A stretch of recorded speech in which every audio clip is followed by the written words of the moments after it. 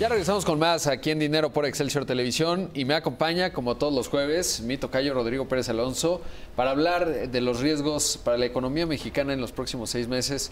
Un panorama complejísimo el que se asoma, querido Rodrigo. Así es, tocayo, pues qué gusto estar de nuevo aquí contigo y por supuesto de nuevo, pues qué elegancia, ¿no? Los jueves me pongo elegante. Así es, muy elegante. Ahora me tocó a mí ser más informal, ¿no? Pues mira, fíjate, básicamente el tema que quiero platicar son los riesgos inminentes que vienen para la economía, sobre todo en términos de economía y finanzas. Para los próximos 5 o 6 meses yo te diría que incluyendo las elecciones, ¿no? Por supuesto existen otros riesgos que son los políticos que todos sabemos muy bien y muchas veces estos van atados a estos que voy a mencionar. El primero que yo te diría, por supuesto, pues es inherente a todo esto, que es el ciclo electoral en sí. Siempre los ciclos electorales generan esta incertidumbre dentro de las economías, sobre todo porque lo que mata a los mercados y lo que mata digamos, a las empresas es esta incertidumbre, ¿no? ¿Por qué lo mismo en Estados Unidos con Trump?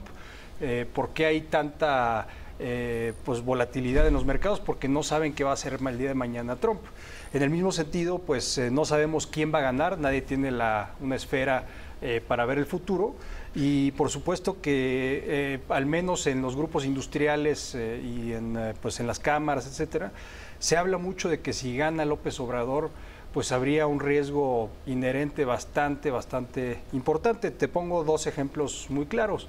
El primero, López Obrador ha dicho que con la reforma energética, o más bien la reforma energética que se aprobó en el 2013, se revertiría, es decir, vamos a volver al pasado, no obstante que es un candidato supuestamente progresista, estaríamos volviendo a temas más conservadores, más proteccionistas, incluso de otras épocas, a través de esta reversión de la reforma energética. Y por otra parte también, pues el aeropuerto de la Ciudad de México. Como tú sabes, pues hay inversiones que están alrededor de este aeropuerto que son bastante importantes y que de un plumazo un candidato a la presidencia, por así decirlo, presidente electo, en caso de que él gane la elección, diga que pues el aeropuerto se revierte o se cancela, pues obviamente afectaría, digamos, la credibilidad para los inversionistas que ya invirtieron dinero en este aeropuerto, afectaría, por supuesto, la seguridad jurídica de todos estos y, por supuesto, de nuevo, pues este tema político que viene con todo esto, ¿no? No, y además de tratar de cumplir la campaña, porque hay que decir que, por ejemplo, en el caso de la reforma energética, es una reforma constitucional, seguramente, y eso casi sí se puede anticipar, el Congreso estará a tercios, es decir, un tercio lo tendrá pues Morena, quizás otra parte la tendrá el Frente, el PAN y el PRD, y junto con los demás partidos satélites, y otra parte la tendrá el PRI. Entonces será muy difícil que pueda echar para atrás la reforma energética o incluso el propio proyecto del aeropuerto, pero sí que podría entrar el país en un periodo de rispidez, digamos, entre el Poder Ejecutivo y el Legislativo, en el afán, en caso de que quisiese cumplir dichas propuestas, que se antoja muy difícil porque una reforma constitucional no es fácilmente es complicada, echada para ¿no? atrás, ¿no? Lo importante aquí es también que hay que considerar es que el presidente en México, como en cualquier otro país, siempre puede poner, no obstante la regulación y legislación que existe al respecto, puede poner piedras muy grandes en el camino de la implementación de este tipo de reformas. Por ejemplo, las licitaciones que se han llevado a cabo en los campos petroleros offshore, etcétera, pues que también pueden ser interesantes, ¿no? Y los otros 2 temas que te quería platicar que forman parte de este ecosistema de riesgo importante para México, que además de pues, muchos otros, es la reforma fiscal de Trump, número 1, y la renegociación del TLC. Yo creo que ya van casi de la mano en términos de la reforma fiscal. Como bien sabes, se bajó la tasa impositiva a las empresas de 35 a 21%. Y esto, pues, por supuesto que manda el dinero, o más bien los capitales se quieren ver más beneficiados con esta tasa impositiva de Estados Unidos y lo más probable es que los próximos 2 o 3 años esté regresando mucho capital a Estados Unidos. Ya lo demostró incluso empresas como Apple y otras empresas que tenían su dinero fuera de Estados Unidos, y esto pues crea un problema para México porque, como bien dije, 35% es la tasa impositiva en nuestro país. Hacienda ya se ha declarado o ya le han preguntado expresamente qué va a pasar con todo esto. Pero, de nuevo, es un tema incluso legislativo, ¿no? ¿Qué piensas del argumento? Porque además se antoja muy difícil que en el último año de administración se apruebe nada en materia fiscal, no hay incentivos para el Congreso, pero ha dicho José Antonio González Anaya, el titular de Hacienda, que, por ejemplo, la tasa corporativa de Texas es 0, la de California me parece que es 7 u 8%, y que ninguna empresa se mudó del Silicon Valley a Texas porque no están en automático, y eso es un poco el argumento que ha dado la Secretaría de Hacienda para decir, a lo mejor no pasa tanto en términos de que empresas mexicanas se vayan a radicar a Texas, que ya hay varias que no radican en Texas. ¿Cómo ves ese argumento? Pues yo te diría que ahí podemos argumentar, contraargumentar que, bueno, hay distintos tipos de industrias, por supuesto, primarias, secundarias y terciarias. Yo te diría que nos podríamos concentrar casi en las primarias y secundarias. ¿Qué significa eso? Agricultura, pues hay cuestiones ahí de agricultura que, por supuesto, empresas grandes pueden beneficiarse con la baja de impuestos porque al final es un costo adicional que pega en sus utilidades. Y en el término de las empresas secundarias, es decir, de las actividades económicas secundarias, que son básicamente manufacturas, sin duda alguna la mano de obra es mucho más barata en México que en Estados Unidos. No obstante, los capitales pues sí son muy sensibles a este tipo de cuestiones como los impuestos, y estamos hablando de una diferencia de alrededor de 14% entre Estados Unidos y México. Ya en actividades terciarias, pues ya que son de alta tecnología, este tipo de cosas ya son un poco más complicadas. Apple de hecho lo hizo como esta repatriación de sus capitales, lo hizo pues más como de relaciones públicas que en sí lo que se trata pues de un tema más fiscal, etcétera. Por supuesto sí es fiscal, pero es más de relaciones públicas. Y el tercer tema, gran tema que lo has tocado yo muchas veces en tus espacios, tanto de televisión, radio y por supuesto escritos, es la renegociación del TLC. Crea sin duda alguna, lo sabemos desde hace varios meses, una incertidumbre y riesgo inminente para la economía mexicana y por supuesto la de Estados Unidos. Pero ¿por qué es importante? Porque cuando mezclamos estos tres elementos, las elecciones, la reforma fiscal y el TLC, entonces ya estamos ante una especie de ecosistema, por así decirlo, de riesgo que nos crea un problema que podría ser inminente incluso para la próxima administración.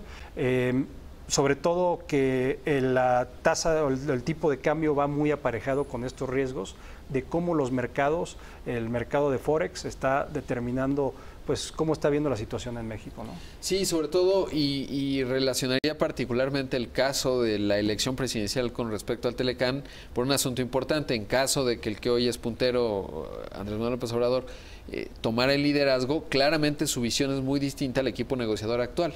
Entonces, si a partir del 1 de julio, pues tendría que haber el inicio de un nuevo equipo, porque tienes que tener la anuencia del próximo presidente de México, y a partir de ahí sí que se puede generar mucha incertidumbre en cuáles van a ser sus estrategias, porque como lo has dicho, no ha sido muy específico en cuanto a delimitar hacia dónde iría, pero sí ha planteado en algunos discursos pues un México, no sabría decir si más proteccionista, pero sí volteando más hacia adentro, que se puede interpretar como proteccionismo. En términos de José Antonio Meade, pues prácticamente habría continuidad, digamos, con el equipo actual, y en el caso de Anaya, no parecería, aunque no se sabe, es un signo de interrogación todavía, pues, cuál sería, digamos, la postura a la hora de negociar. Me da la impresión, pero es puramente empírica, que se mantendría la inercia que hoy estamos viendo, y eso, por supuesto, es un factor muy importante. Quizás no tanto el Telecán por el Telecán, sino lo que eso implica en cuanto a la política económica que seguiría y la visión de país que habría, ¿no? Así es, yo creo que es un tema de narrativas entre, digamos, un candidato, por lo menos Meade, que tiene una visión pues mucho más de libertades económicas o del liberalismo económico, que ahora le dicen neoliberalismo, aunque no necesariamente sea neoliberalismo. Y ahora ya cambió de moda, porque antes yo me acuerdo que era Pues los neoliberales eran muy mal vistos. Nadie sabía que era un neoliberal exactamente, pero eran muy mal vistos. Y ahora más bien lo que he detectado es que les dicen tecnócratas, ¿no? Así es, tecnócratas, ese es un tecnócrata, ¿no? Terrible. Así ya como es. que neoliberalismo se desgastó el término y ahora, y si uno pregunta qué es un tecnócrata, pues el otro día busqué en la RAI y resulta que un tecnócrata es aquel que a través del uso de la tecnología y de nuevas técnicas Sí. busca la mejora económica. Entonces, Así bueno, es. pues bajo esa definición de la Real Academia Española, pues no sería algo negativo, pero bueno. Así es. Y yo creo que esa narrativa es justamente la que está pues permeando en la campaña de Mid y por supuesto la de Anaya hasta cierto punto, porque también no sabemos exactamente cuáles son sus propuestas económicas pues ya más consolidadas, y versus obviamente la visión de hasta cierto punto populismo, conservadurismo económico de López Obrador de los años 70 y 80 que pasamos por esas etapas en México. Y bueno, pues tenemos que ver efectivamente el electorado qué decisión va a tomar. Ahorita estamos en un periodo de intercampañas donde hay silencio absoluto, teórico, ¿no? Teórico, Pero, ¿sí? Y bueno, pues nos toca al menos en lo que dice la ley, pues reflexionar sobre cuál va a ser el candidato de cada partido, aunque la verdad es que es una ficción. Sí. Pero es interesante también justamente porque pues podemos hablar de estos elementos que han ido soltando las campañas políticas, al menos las pre-campañas políticas, sobre los términos económicos sobre los cuales se va a regir el futuro de México. De nuevo, para mí es muy grave que un candidato diga se cancela cierto proyecto porque voló la mosca y entonces se me ocurre que puede ser ante Santa Lucía. O por otra parte la reforma energética, que es un tema más político dogmático que lo que es verdaderamente práctico, ¿no? Entonces, pues veremos qué pasa por ese lado, ¿no? Sí, un escenario además muy polarizado al que llega México y varios temas que tienen que ver con el ambiente de negocios, que es obviamente cómo se va a resolver el tema de la inseguridad, que va apalancado con los temas de impunidad. Y bueno, pues esos son señales muy importantes que está esperando el mercado y sobre todo más que el mercado, pues los mexicanos y los que hacen el dinero en México, que son muchos micro, pequeños, medianos, grandes empresarios, pues que todos los días están trabajando en este país y que finalmente a veces se pueden ver afectados o no, dependiendo quién sea. Y también es cierto, Tocayo, que se pone mucha atención en el presidente de México y la presidencia de México está relativamente acotada. Así es. Y ojalá que el país un día, en un futuro quizás lejano, pues ya no esté tan atenta a quién será el presidente, sino cuál es el proyecto que se va siguiendo y los ajustes que tenga que haber a lo largo de las décadas, ¿no? Es un poco el país que hemos vivido, que ha tenido ciertos progresos económicos, lastres en algunas otras áreas, pero que ahí debería estar verdaderamente la discusión, no en un pues en un líder carismático que va a arreglar el país en poco tiempo. Así es, yo creo que al final es un tema de las instituciones y por ende, pues si esas instituciones son sólidas, pues el presidente que sea debe de, no obstante, hacer ciertos cambios, que no cambie radicalmente el país, porque estamos acostumbrados a este presidencialismo que incluso abarcaba todas las áreas del medio político e incluso económico.